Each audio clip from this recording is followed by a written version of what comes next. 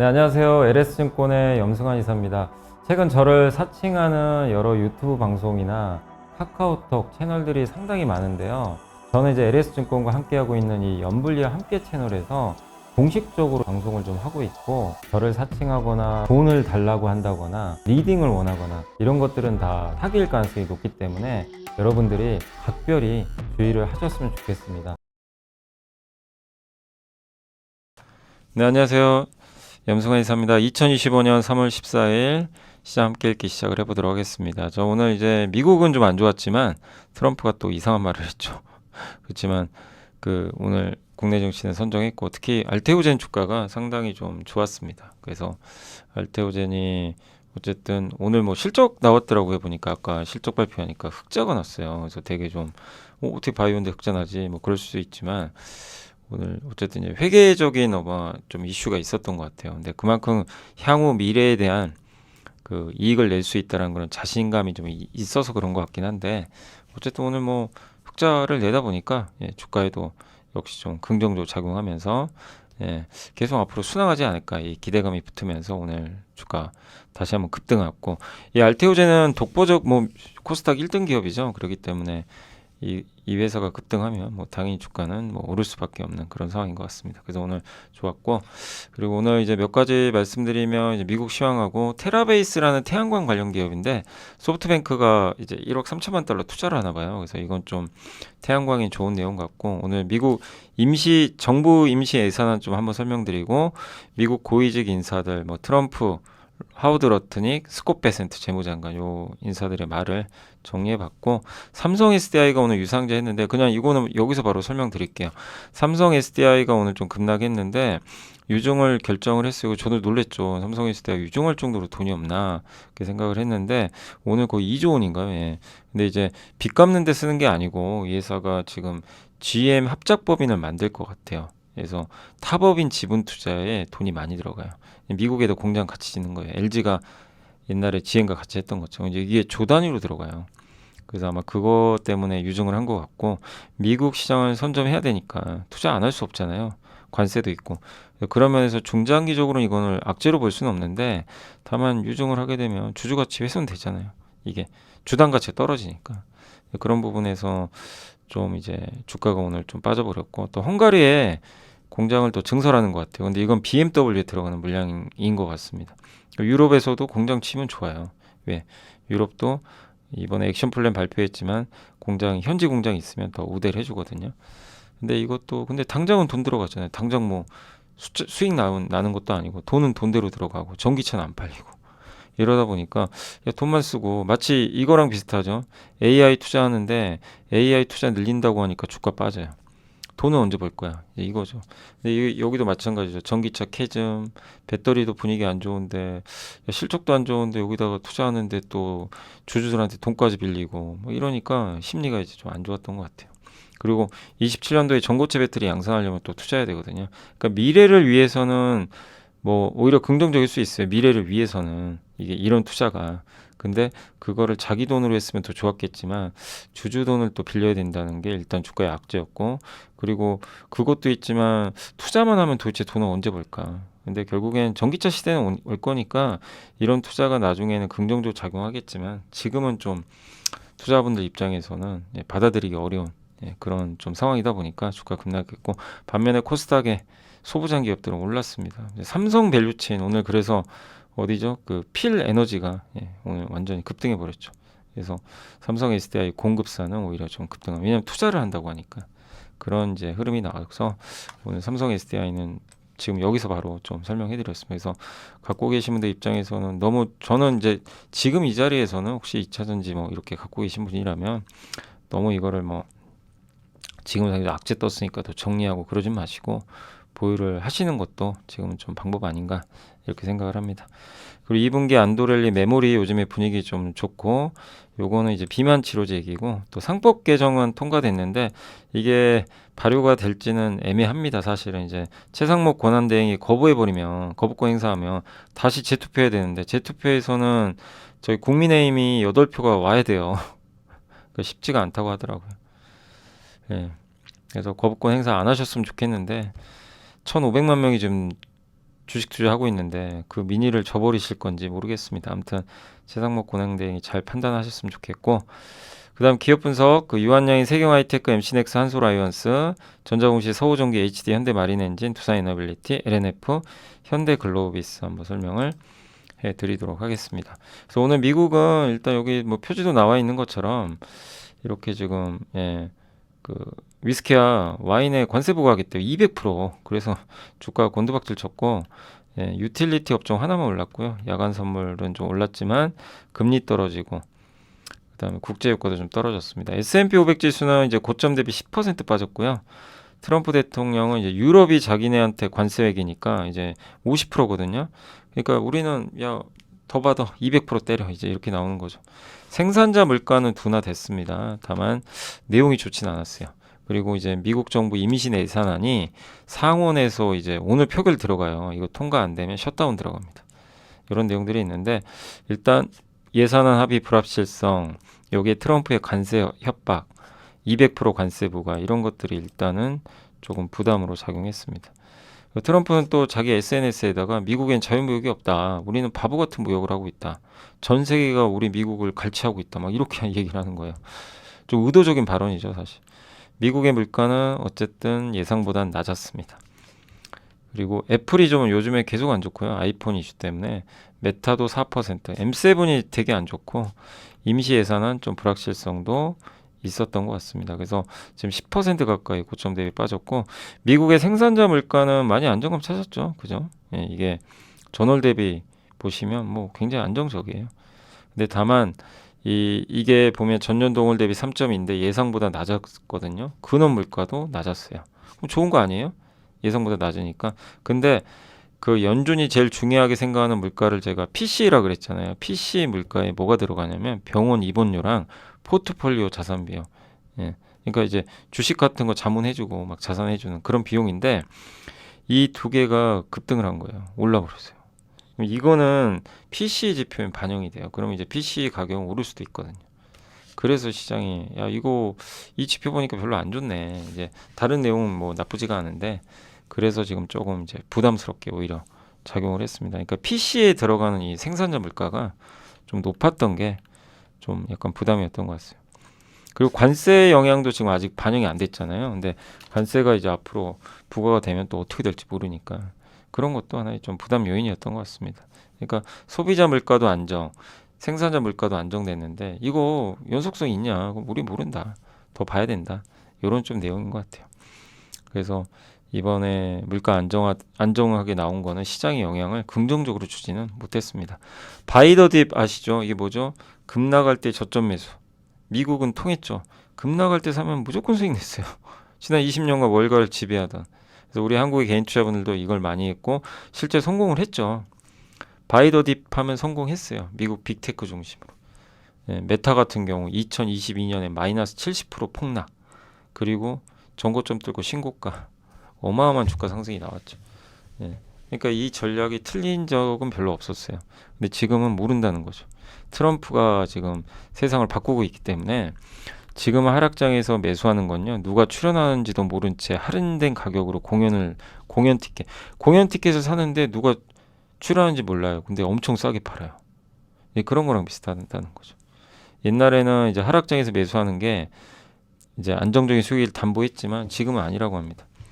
그런 분석들이 좀 있는 것 같아요. 그래서 그동안의 패턴, 이게 또 맞을 수도 있지만 바닥이 어딘지 우리 모르잖아요. 그러니까 일단 좀 지켜보자는 그런 의견들이 지금 미국에서도. 근데 이게 맞을 수도 있고 안 맞을 수도 있고 뭐 누구든 알 수는 없는 거죠.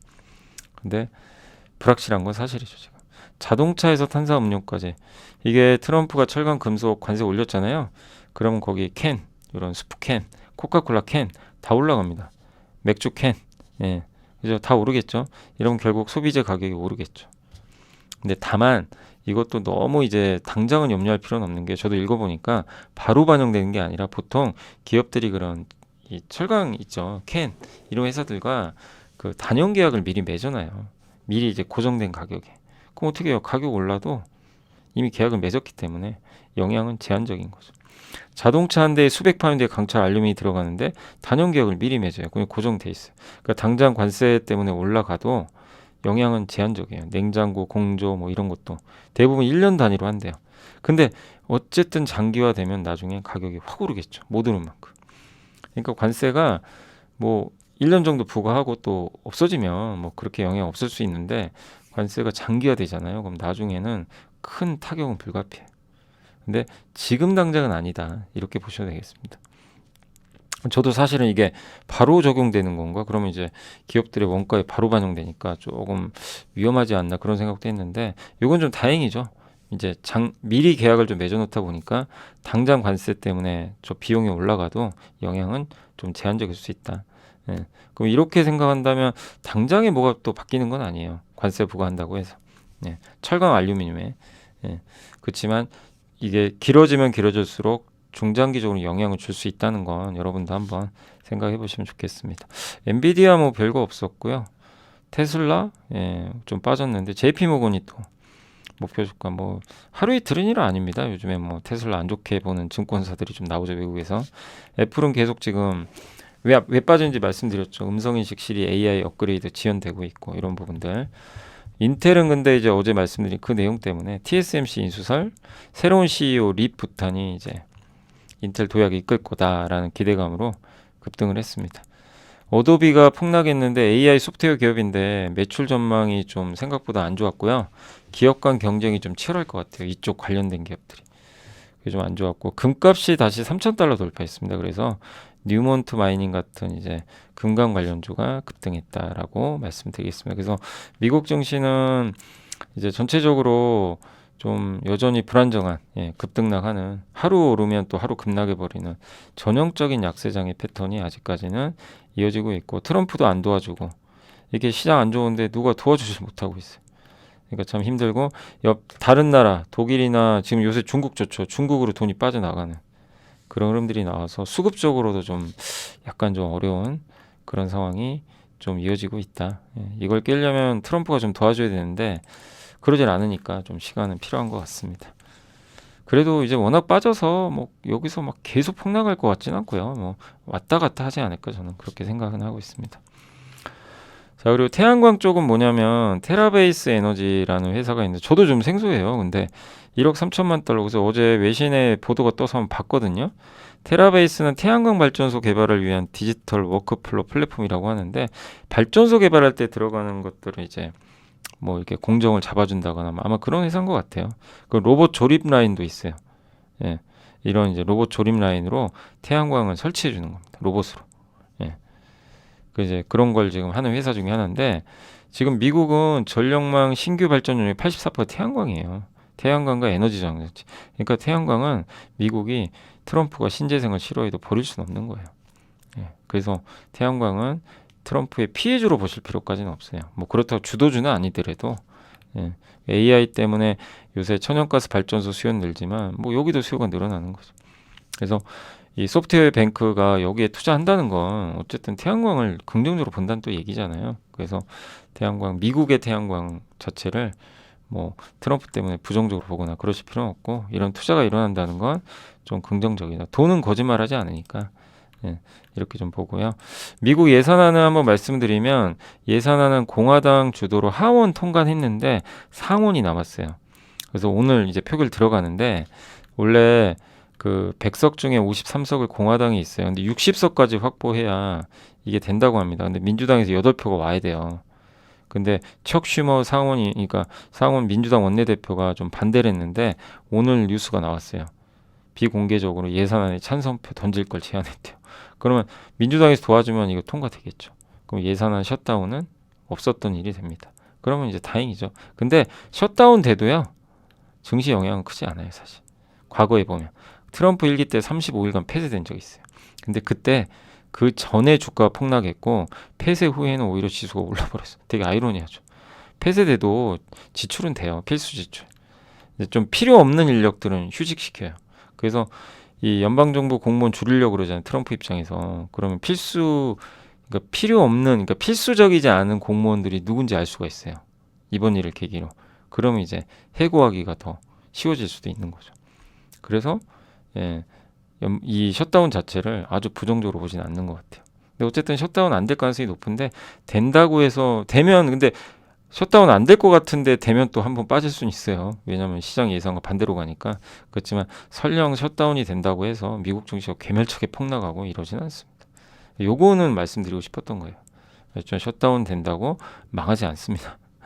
예, 근데 셧다운 가능성은 낮아졌고, 그 다음에 이제 말인데, 오늘 미국 고위직 인사들의 말, 스콧 베센트. 우리는 실물 경제에 집중하고 있다. 몇 주간의 변동성을 우려하지 않는다. 정부 지출에 의존하는 중독된 경제. 이 디톡스죠. 독을 빼야 된다. 정부 지출에 자꾸 의존돼서 경제가 중독됐다. 민간으로 바꿔야 된다. 이 얘기를 하고 있는 거예요. 그리고 트럼프와 시진핑 주석 결국 회담할 거다. 이렇게 했는데, 결국엔 정부 지출 줄이는 거 어쩔 수 없다. 우리는 독을 빼야 되니까 인내하자. 안 좋은 얘기죠. 주식시장에. 그 다음에 트럼프를 불행하게 만들면 당신도 불행해진다. 그리고 바이든 때문에 이 침체가 일어난 거지, 최근 정책 때문에 침체 아니다. 예, 그런 말 하지 마라. 예, 트럼프를 굉장히 옹호했고, 그 다음에 트럼프 대통령은 나는 굽힐 생각 없다. 그리고 죄송하대요. 정말 죄송하지만 우리 이거 해야 됩니다. 그러니까 당분간 경제와 주식시장에 피해가 있어도 어쩔 수 없다, 이런 내용인데, 지난 바이든 행정부 기간 동안 미국 경제는 정부 의존도가 매우 높았고 GDP 대비 재정적자 비율이 6%로, 그러니까 이걸 빼겠다는 거예요. 정부 지출 의존도를. 그러면 이걸 하는 과정에서 고통이 스럽죠. 예. 미국 증시가 하락한 이유는 이런 부분 때문입니다. 그래서 미국 경제가 또 침체해도 자기 잘못 아니고 다 바이든이래요. 이런, 나는 청소부다. 예, 이런 걸 치우고 있기 때문에. 그래서 나한테 뭐라 그러지 마라. 이런 내용이니까 한번 참고하시면 좋겠습니다. 그러니까 트럼프의 생각은 명확히 아시겠죠? 예, 그래서 좀 시장이 힘들다라고 말씀을 드리겠습니다.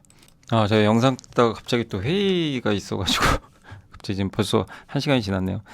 빨리. 근데 이제 제가 이제 아까 회의할 때 잠깐 보니까 하나비전 있죠. 하나비전이 공시가 나왔더라고요. 그러니까 한미반도체가 이제 SK하이닉스에 거의 독점 공급하고 있었잖아요. 그 TC본더라고 HBM 이거 위로 쌓을 때 이제 칩과 칩을 연결하는 본딩, 본딩이 붙이는 거죠. 그래서 그 본딩 장비를 거의 사실 한미반도체가 독점하고 있었는데, 예전부터 작년에도 계속 얘기 나왔죠. 뭐 하나비전이 들어갈 거다, 뭐 아니다. 근데 저도 그때 말씀드린 대로 이 세상에 독점은 없어요. 언젠간 깨져요. 깨지는데 결국에 이제 계속 이게 지연됐던 것 같은데, 오늘 공시가 떴습니다. 그래서 SK 하이닉스가 하나비전 걸 이제 쓰기로 했어요. 그래서 오늘 아시겠지만 장중에 뭐 일단 뉴스는 좀 떴던 것 같아요. 그래서 그게 확인이 됐고, 그래서 하나비전 주가는 이미 올라갔지만 한미는 오히려 빠졌죠. 근데 그게 이제 작년부터 나왔던 얘기가 뭐 현실화됐다, 이렇게 보시면 되겠고, 이게 지극히 정상적인 겁니다. 이게 왜냐하면 하이닉스 입장에서는 어떤 기업에 독점을 주진 않아요. 예, 그러니까 엔비디아도 마찬가지죠. 영원히 하이닉스에 독점을 주는 게 아니라 마이크론 들어왔고 나중에 또 삼성도 들어올 수 있는 거죠. 근데 어쨌든 그런 좀 이슈가 있었다. 그래서 한미가 왜 빠졌지? 아마 궁금하신 분들 계실 텐데, 하나비전이 이제 공급사로 들어오면서 이제 경쟁 관계가 좀 됐고, 하나비전은 이제 그 독점을 깼기 때문에 올라갔다. 그래서 아까 저 잠깐 이제 회의 때 좀 보니까 그런 공시가 떠서 좀 설명을 지금 방금 해드린다라고 말씀을 드리도록 하겠습니다. 자, 그리고 오늘은 보고서 그렇게 많지는 않습니다. 그래서 반도체 내용은 2분기에 좀 안도랠리, 요새 근데 애널리스트 의견들이 좀 비슷비슷해지고 있죠. 가격 오른다, 좋아질 것 같다. 그래서 이런 것들이 이제 주가에도 반영이 좀 될 걸로 좀 보고 있고, 최근 이제 D램, 낸드 현물가 다 오르고 있고, 메모리 모듈 고객사에서 제일 큰 대만의 파이썬인가요? 이 회사가 이제 올해 하반기까지 가격 오를 것 같다, 이렇게 또 언급을 했다고 합니다. 그래서 2월부터 주문 러시가 좀 시작이 됐고, 재고가 줄고 있대요. 그리고 공급은 많이 안 늘려요. 수요는 느는데, 그러니까 이제 가격은 오르겠죠. 그 HBM이 여전히 중요하고, HBM의 수급이 여전히 타이트하니까, 다른 HBM이 만약 공급 과잉으로 가면 결국에 이제 그 다른 반도체로 공급을 늘려버릴 수가 있거든요. HBM이 안 좋아지면 HBM을 줄이고 전통 반도체로 넘어가겠죠. 근데 HBM이 좋아야 돼요. 계속 HBM이 수급이 타이트하고 해야지. 여기에 집중하니까 전통 반도체 있죠. PC나 스마트폰, 요거 공급을 못 늘려요. 여기 집중해야 되니까, 더 좋은 쪽에. 그러면 여기도 좋아지는 거죠. 공급이 주니까 선순환. 그래서 HBM이 상당히 중요한 겁니다. HBM 꺾이면 안 돼요. 이게 꺾이면 다 또 어그러질 수 있는 거죠. 이제 그 내용이 좀 담겨 있는 거고, 이번 사이클의 본질은 여전히 AI 인프라 사이클이다, 이렇게 보시면 되겠습니다. 그리고 연초 이후로 나냐테크, 키옥시아 이런 이제 전통 반도체도 같이 가는 거죠. 그러니까 HBM이 좋고 그러면서 전통까지 같이 가는. 그럼 삼성도 좋아지는 거죠. 삼성전자는 아직 HBM 수혜를 못 받고 있어서 그래서 2분기 D램 판가 오르면 이제 연간 영업이익이 삼성과 하이닉스 이렇게 각각 증가하게 되고 낸드도 이렇게 그럼 당연히 이익 성장이 나오면 뭐 주가는 좋아지는 거죠. 근데 그런 거에 비하면 주가가 아직 많이 못 올랐던 거죠. 그리고 낸드 투자는 아직은 좀 그렇게 많이는 안 될 거래요. 공급을 조절하니까. 그래서 차라리 낸드 장비보다는 D램 저기 이제 그 선단 공정 장비 회사들이 대부분 뭐 여러분도 아시는 그 주성 엔지니어링, 원익 IPS, 유진테크 뭐 이런 기업들, 뭐 흡프스프, HPSP 이런 기업들이 좀 있을 거고 또 반도체 소재와 부품은 편안하다. 뭐 싸니까 반도체 소재는 뭐 많이 있죠. 한솔케미칼, 뭐 솔브레인, 뭐 OCI도 있을 거고 또 이 부품 쪽에서는 뭐 한솔 아이원스도 있을 거고 또 뭐죠 하나 머티리얼즈 뭐 원익 QNC도 있고 그죠 또 뭐가 있죠 KNJ 그죠? 월덱스 뭐 이런 기업들이 이제 대표적인 부품 회사들이죠. 그러니까 이런 쪽도 좀 이제 이쪽은 좀 밸류가 싸니까 좀 괜찮지 않겠냐라는 의견으로 보시면 되겠습니다. 그리고 바이오는 이제 여기 비만 치료제 쪽인데 비만 치료제가 이제 공급이 좀 정상화되고 있어요. 그래서 정상화가 안 됐을 때 공급이 부족할 때 이제 복제약 같은 걸 좀 허용해 줬나요 미국에서 한시적으로. 그래서 힘슨가요 이름이 제가 미국 기업 중에 이름은 좀 정확하게 기억 안 나는데 그 기업이 주가가 엄청나게 한번 올라갔어요. 노보노디스크나 이제 일라일리가 공급을 못 하니까. 근데 얼마 전에 이제 공급 정상화 됩니다 이러니까 이제 그 힘쓰는 빠져버리고 이제 일라일리랑 노보노디스크가 올라갔던 거죠. 근데 공급이 계속 좀 부족할 가능성이 높다고 좀 보고 있는 것 같아요.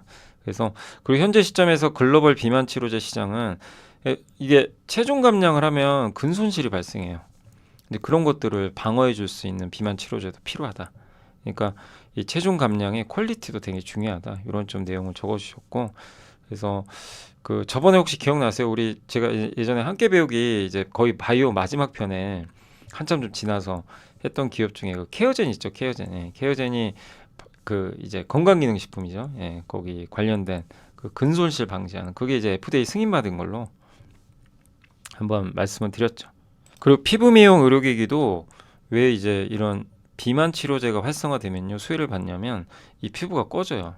갑자기 살을 빼면 얘가 꺼져버리죠. 그럼 여기를 좀 탱탱하게 펴줘야 되거든요. 리프팅 같은 거 피부 미용도 비만 치료제랑 사실 같이 가는 그런 이제 퀄리티를 되게 중요하게 생각한다. 그렇게 보시면 되겠고 그리고 국내 기업에서는 한미약품, 바이오텍에서는 이제 경구 이제 알약처럼 먹는 그런 D&D 파마텍을 주목하자 이런 내용으로 보시면 되겠고 저는 개인적으로 우리나라 바이오에서는 어쨌든 굉장히 큰 이슈가 가장 수요가 많은 게 뭐 우리나라뿐만 아니라 비만 치료제고 그다음에 CDMO도 마찬가지죠. 위탁 생산 이런 것들은 굉장히 구조적인 트렌드니까 그런 기업들은 거기 관련된 기업들은 뭐 해외가 있으면 해외도 좋고 국내도 마찬가지로 계속 공부해 볼 필요는 있고 자 상법 개정이 어쨌든 이번에 통과가 됐습니다. 근데 통과는 됐지만 많은 분들이 얘기하는 건 통과되면 뭐하냐 최상목 권한대행이 거부권 행사하면 사실은 다시 쉽지가 않은 것 같아요. 왜냐하면 거부권을 행사하잖아요. 1, 2주 안에 혹시 제발 행사 안 하셔야 되는데 예. 그래서 저는 좀 아쉬운 게 작년에 그 국민의힘에서 상법 개정 하자 그랬잖아요. 작년에. 예. 작년에 이러고 해야 된다. 대통령도 마찬가지였고 이복헌 금감원장도. 근데 갑자기 말을 다 바꿉니다. 예. 그러니까 좀 황당한 거예요, 이게 너무. 근데 이게 지금 상법 개정 통과가 됐는데 이게 만약에 거부권을 행사하면은 200표가 필요하대요. 다시 이제 법안을 또 올리거든요. 그 200표. 200표가 되면요. 그 국민의힘에서 8명이 도와줘야 돼요. 민주당을. 예. 상법 개정에 찬성하는 쪽으로. 예. 그럼 만약에 국민의힘 8명이 안 오면 이제 법안은 통과를 못 하는 거죠, 다시. 그러니까 이게 그 최상목 권한 대행이 이 1,500만 명 지금 이라는 이제 그 개인 투자가 있으니까 사실은 거부권 행사 안 하셨으면 좋겠는데 지금 분위기상으로 행사할 것 같더라고요. 그러면 이거 상법 개정 또 없던 일이 돼 버리니까 좀 안타깝습니다. 근데 어쨌든 통과된 건 좋은데 참 그렇게 될까 봐 좀 걱정은 돼요. 그래서 1, 2주 안에 뭐 결론은 날 것 같고 아무튼 그렇습니다. 예. 근데 어쨌든 통과는 된 상황이고 우리나라 뭐 아시잖아요. 왜 상법 개정이 왜 통과돼야 됩니까? 여기 탑이 다 나와 있잖아요. LG와 중복 상장 물적 분할해서 저희 회장님 제가 예, 많은 분들이 그래도 격려해 주셔서 너무 감사한데 저희 회장님을 제가 뭐라고 할 수도 없잖아요. 사실 저는 여기 직원인데. 근데도 아닌 건 아닌 거니까 중복 상장에 대해서 마치 아무 일 없다는 듯이 회장님이 얘기하시니까 저도 그건 아니다. 그렇게 생각하시면 안 된다. 너무 옛날 생각하시는 것 같다. 지금 세상이 바뀌었는데 그래서 중복 상장하면 안 됩니다. 그건 뭐 LS뿐만 아니라 모든 기업이 다 마찬가지예요. 중복 상장은 해서는 안 되고요. 예. 근데 이런 걸 못하게 하려면 상법 개정이 돼야 됩니다. 예. 근데 법이 통과 안 되면 그냥 해도 불법이 아니에요. 제재가 없어요. 예. 그래서 LG화학 지금 저도 예전에 몇 번 말씀드렸죠. LG화학 주주들한테 보상한 게 있냐고. 아무 보상 안 했잖아요. LG엔솔이 뭘 보상했습니까? LG화학 주주들한테 보상한 거 있나요? 예. LG화학 주주들은 엄청난 피해를 봤는데 보상도 안 해요. 예. 그러니까 좋게 얘기할 수가 없는 거죠. 그 다음에 요건 어느 회사인지 아시죠? 여기 두산그룹이겠죠. PBR 10배인 매출 500억 A사, PBR 0.5배인 두산 로보틱스랑 두산 밥게 합병한다고 해서 난리가 났죠. 그래서 없었던 일이 됐죠. 그 다음에 뭐 C기업 이거는 이제 자사주 매입한 후에 한번 찾아보세요. 이런 내용들은 D사 주가 형편없이 낮았는데 M&A로 이제 사모펀드에 지분을 넘겼는데 대주주만 좋았던 거예요. 경영권 지분만 매입하고 소액주주는 비싼 가격에 안 사주니까 소액주주는 피해만 본 거죠. 예. 여기 저희 회사도 적으셨더라고요. 최근 LS는 뭐 아까 말씀드린 그런 내용들. 그래서 그 국회에서 주주에 대한 충실 의무 도입 상법 개정안 통과했는데 여기 지금 쉽지 않습니다. 예. 거부권 행사할 것 같아서. 다만 만약에 그 대선이 또 혹시 이제 하게 되면 상법 개정이 채택될 가능성이 또 높대요. 만약 그렇게 되면 이제 그런 내용인데 어쨌든 상법 개정 가능성은 어느 때보다 높아졌다. 이미 국민적 공감대 형성돼 있어요. 근데 아쉬운 건 기업들은 반대하더라고요. 저는 기업들이 왜 반대하는지 이해가 안 갑니다. 예. 이런 그 주주가치 훼손하는 거 안 하면 되잖아요. 이런 거 안 하는데 소송을 남발할까요, 여러분? 소송 남발. 그러니까 기업들이 두려워하는 건 기업 경영 활동에 소액주주들이 막 계속 소송 걸어서 그걸 막 걱정하더라고요. 이렇게 신문 기사 보면. 근데 여러분들한테 제가 물어볼게요. 여러분이 소액주주인데 평소에 회사가 잘해요. 소송하세요? 주주 가치를 위해서 노력을 해요.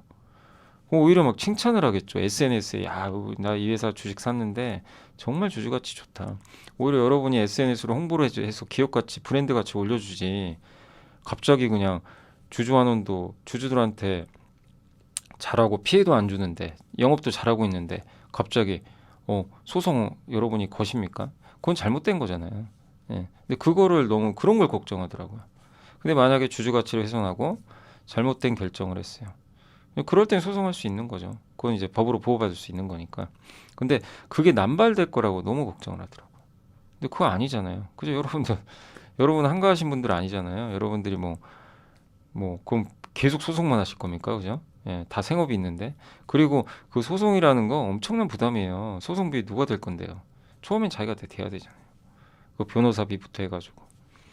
당연히 위험을 안고 하는 소송인데, 그걸 소액주주분들이, 예, 뭐, 정말, 이 소액주주분들이 정말 어마어마한 다 자산가면, 뭐 그런 걸 부담을 또 하실 수도 있겠지만, 사실, 어쨌든 대부분의 분들은 어쨌든 소송이 쉽지가 않아요. 예. 근데 정말 회사가 못하면 소송을 할 수도 있겠죠. 예. 근데 마치 그냥 소송을 그냥 남발할 것처럼 그걸 걱정을 하더라고요. 근데 안 그렇습니다. 지금 우리 한국의 개인 투자분들 얼마나 똑똑하신데요, 지금 그죠? 그 열심히 또 일도 하셔야 되고, 예. 그러니까 그런 걸 걱정할 게 아니라, 그러니까 저는 그 의견이에요. 그 논리는 안 맞다. 왜냐하면 그러면 소송 안 당하게끔 주주가치 위하면 되잖아요. 위하지는 않는다 하더라도 주주가치 적어도 훼손만 안 하면 되죠. 예. 그리고 열심히 일하면 그러니까 그러니까 주주가치를 안 올려도 돼요. 뭐 일단 그렇게 한번 생각해 보자고요.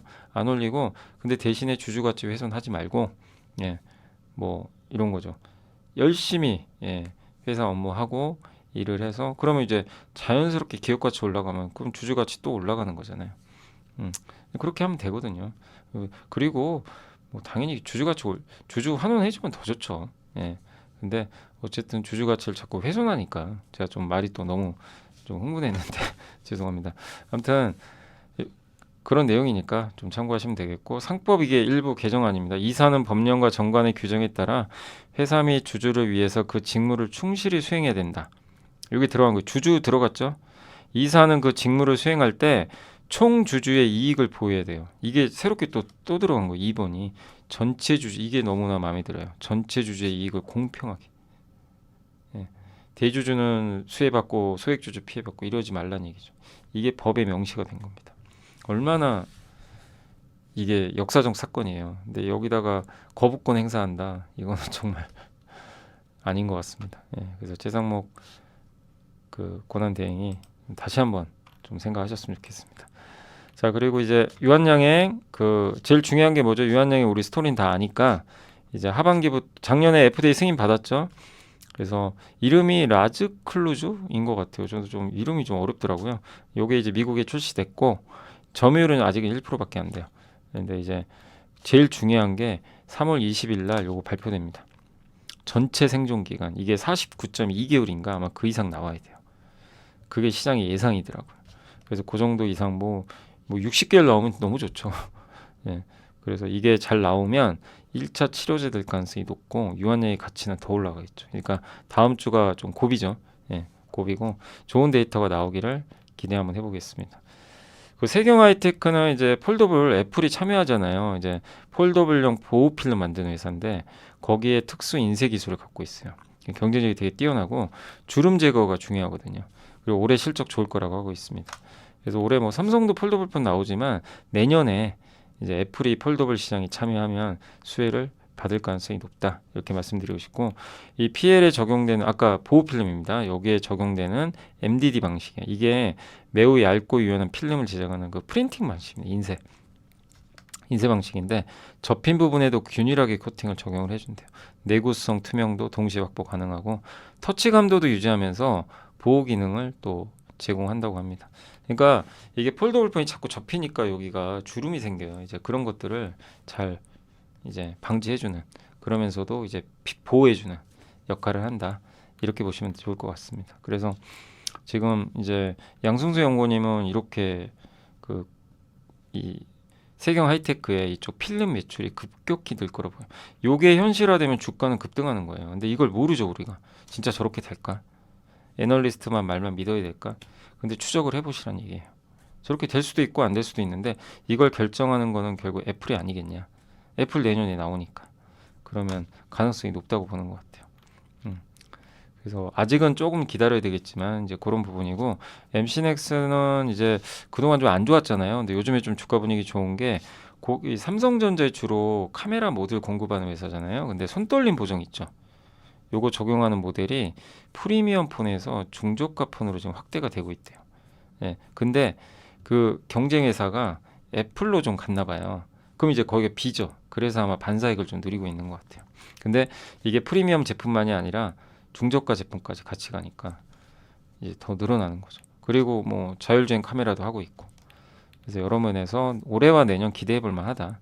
정말 몇 년간 부진했는데 MC넥스도 좀 회복되길 기대하고 마지막으로 한솔아이언스는 이제 그 반도체 부품 회사인데 이제 식각 소재 같은 거 만들고 또 가공, 세정, 코팅 뭐 이런 것들을 하는 회사로 알려져 있는데 어쨌든 이제 생산 과정에서 발생하는 미세 오염 같은 거 제거해주는 그런 사업이고 이게 잘 돼야 오래 쓰죠 장비를.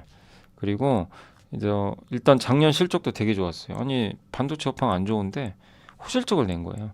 그리고 올해는 더 좋다고 합니다.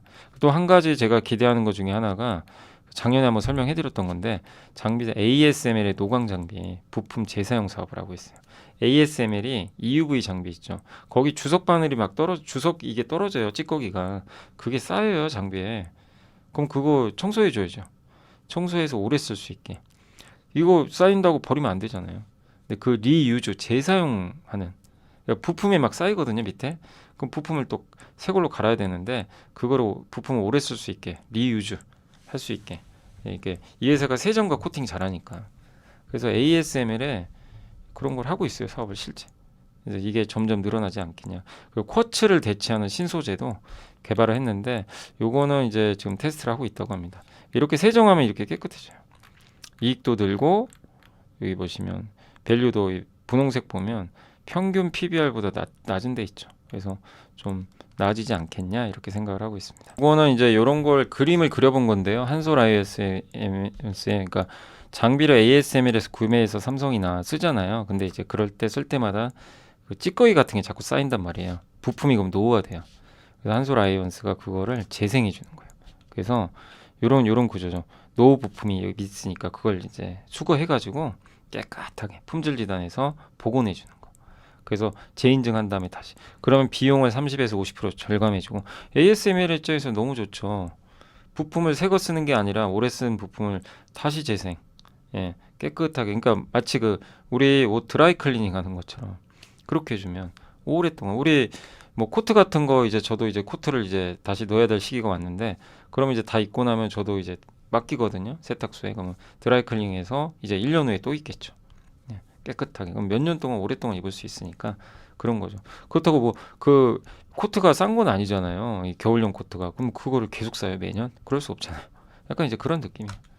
예, 그런 이거를 이제 도식화했다라고 여러분들이 보시면 또 좋을 것 같습니다. 자, 그래서 아마 그림으로 보시면 더 편하실 것 같고 이제 마지막으로 아유 시간이 벌써 이렇게 됐나요? 빨리 이거 마무리해야 될 것 같습니다. 서호전기는 그 부두에 항구에 크레인이 있죠. 그거 만드는 회사입니다. 근데 이번에 현대사무에 공급을 꽤 많이 합니다. 200억. 그 HD 현대마린엔진은 현대미포의 중소. 이게 왜 중요하냐면 작년 실적 발표할 땐가 그때 그 현대중공업 그룹에서 현대중공업은 원래 대형 중소형 선박 엔진 다 만드는데 뭐라고 했냐면 마린 엔진이 앞으로 중소형 선박 엔진을 전담할 것 같다 그 얘기를 했었어요. 근데 실제 지금 떴잖아요. HD 현대미포가 나왔죠. 예, 현대미포는 중형 선박을 만든단 말이에요. 그러니까 그게 현실화된 거죠. 그래서 상당히 의미 있는 공시고 두산 에너빌리티가 2개 공시가 떴어요. 그래서 요즘에 내부자 엄청 샀죠. 내부자들이 설마 이것 때문에 산 건 아니겠죠.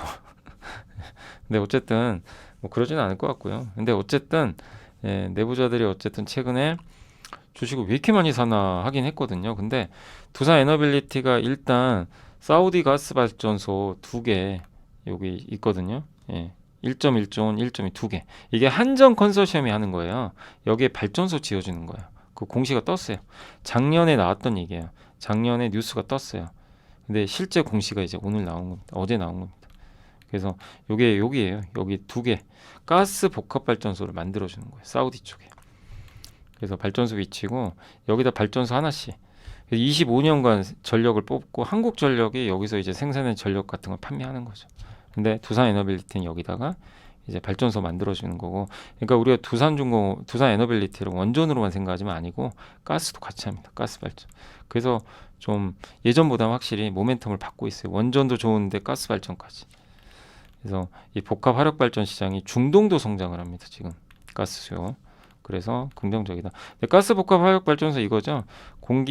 천연가스를 공기로 해가지고 이 고온가스로 바꾼 다음에 가스 터빈으로 돌려요. 예. 그래서 천연가스를 어쨌든 이제 이 터빈 있죠. 이걸 돌아가게 만들고 거기서 전기 나오죠. 여기에 배기가스를 한 번 더 돌립니다. 증기 발생기, HRS기 여기로 보내서 다시 가열시켜요. 물로. 그럼 증기가 또 나와서 한 번 또 돌려요. 스팀을. 그래서 전기 또 나와요. 2번 하는 거예요. 그 복합 화력 발전. 근데 HRSG는 누가 만들죠? BHI랑 S&T 에너지가. 예, BHI가 세계 1등 기업입니다. 그래서 주가 많이 올라갔죠. 이런 것 때문에. 그래서 이렇게 돼 있는 거죠. 그래서 요거는 챗GPT 한번 물어보세요. 이렇게 알려줍니다.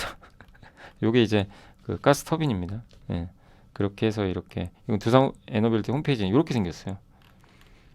그래서 그걸 제가 설명드린 거니까. 그리고 LNF가 여기 2명의 임원분이 1억 500만 원 샀고요.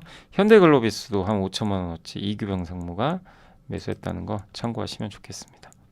그리고 이제 시장 마무리 할 텐데 그 기아가 아까 그거 한 것 같더라고요. 그 자사주 소각 공시가 뜬 것 같고 오늘 보시면 시장은 뭐 그렇게 뭐 크게 오르지도 뭐 크게 밀리지도 않고 우리나라는 견조해요. 미국은 오늘 급락했는데 근데 외국인들이 오늘 좀 오락가락했고 오늘 시장은 좀 왔다 갔다 했고요. 전선주가 오늘도 급등해서 오늘도 LS 또 대한전선 이게 적대적 M&A 하는 거 아니냐 이런 이제 의심이 드는 거죠. 그래서 좀 계속해서 주가가 오르고 있습니다. 오늘은 2차 전지 장비는 뭐 아시겠지만 삼성 SDI의 유상증자가 오히려 이쪽에는 호재가 됐고 반도체 소부장 다 좋습니다. 최근에 다 오늘은 온디브 여기 칩셋 미디어가 좀 많이 올랐네요. 로봇주도 다시 올라갔고 그리고 시스템 반도체 기업들도 오늘 분위기 좋았던 것 같습니다. 원전주도 일부 좋았고 예, CXL 피팅주도 오늘 괜찮았습니다. 예, 그래서 오늘 뭐 개별주들은 좋았어요. 왜냐면 코스닥이 오늘 많이 올랐거든요. 근데 2차전지는 아시지만 뭐 삼성 SDI가 저렇게 또 공격적으로 증설하면 경쟁이 심화되잖아요. 그러니까 이제 이들한테는 또 안 좋죠. 이노베이션 도대체 정체가 뭘까요? 저는 2차 전지로는 이제 안 봐야 될 것 같은데 왜냐 2차 전지로 보는 순간 가격이 떨어져요. LNG로 봐야 돼요. 근데 LNG 비중이 크긴 크죠. 근데 2차 전지가 더 나쁘지만 않으면 됩니다. 근데 오늘 빠진 건 아마 2차 전지랑 연결돼서 또 이게 경쟁이 치열해지는 거 아닌가 이렇게 보고 있고 인터넷 대표주는 오늘 네이버는 뚜렷한 이유는 없었고요. 자동차주는 오늘 뭐 조금 부진했고 요새 엔터주가 아무튼 좀 좋진 않아요. 좀 지지부진한 모습인데 근데 오히려 또 기회가 되겠죠. 이렇게 좀 지지부진할 때가 업황이 꺾인 건 아니니까 증권주는 오늘 좀 일부 쉬어갔고요. 건설주도 최근에 오르고 오늘은 좀 쉬어갔습니다. 뚜렷한 이슈는 없었습니다. 조선주도 약간 쉬었고 근데 뭐 빠지는 업종은 그렇게 많지는 않았고 대다수는 좀 상승세로 마무리가 됐습니다. 그래서 오늘 2차 전지하고 일부 이제 건설주 안 좋았고 LS 효성중공 이제 전력기기나 전선 쪽이 좋았던 것 같습니다. 반면 코스닥은 오늘 알테오젠이 급등했고요. 네, 에코프로 쪽은 좀 안 좋았고 그리고 에코프로는 올랐는데 에코프로 BM은 빠졌군요. 예, 에코프로는 올랐고 에코프로 BM은 그리고 이제 다음 주는 HLB 운명의 날이 다가와요. 3월 20일 날 간암 치료제 FDA 꼭 승인 받기를 기대를 한번 해보겠습니다. 위안양행도 있고 그 데이터 나오고요. 그리고 다음 주 목요일인가 3월 20일 날은 또 정말 중요한 날인 게 마이크론 또 실적도 있습니다. 그때 오늘 아무튼 반도체가 주도를 했습니다. 동진세미캠이 많이 올랐네요. 오늘 오랜만에 많이 올랐고 케어젠도 최근에 좀 빠졌다가 오늘은 좀 반등을 해줬습니다. 그리고 오늘 LS 머티리얼즈 우리 LS 그룹이 아무래도 이제 그 호반 그룹의 그 부분 때문에 조금 일단 주가가 좀 오르고 있는 것 같아요. 코스피 쪽에서는 서울보증보험이 상장했죠. 그리고 하나비전 아까 설명드렸죠. 오늘 올라간 이유. 반면 금양 삼성 SDI는 좀 빠져 2차 전지 중에 일부는 좀 안 좋았고 여기 삼성 밸류체인은 좀 올라갔습니다. 로봇주 반도체 소부장 반면 오늘 SAMG 엔터 파이버 프로 뭐 그리고 CNC 인터 뭐 근데 일부 기업 좀 제외하고 뭐 코스닥은 견조했던 것 같아요. 자, 그래서 이번 한 주 고생하셨고 뭐 시장 어려웠지만 그래도 미국이 그렇게 안 좋은데 한국은 안 빠지는 게 좀 너무 생소하시겠지만 왜 안 빠지는지 다들 아시죠? 예, 그 구조가 바뀌었기 때문입니다. 자산 시장에 수급이 좀 바뀌었어요. 그래서 그런 거 염두에 두시면 좋을 것 같습니다. 그리고 다음 주 금요일 날, 아니 다음 주 토요일입니다. 다음 3월 20일 날 강연회 하니까 많이 더 시청해 주시고 안 그래도 이제 그 많이 신청해 주셨더라고요. 그래서 계속 좀 신청해 주시면 감사하겠습니다. 자, 이만 물러가겠습니다. 감사합니다.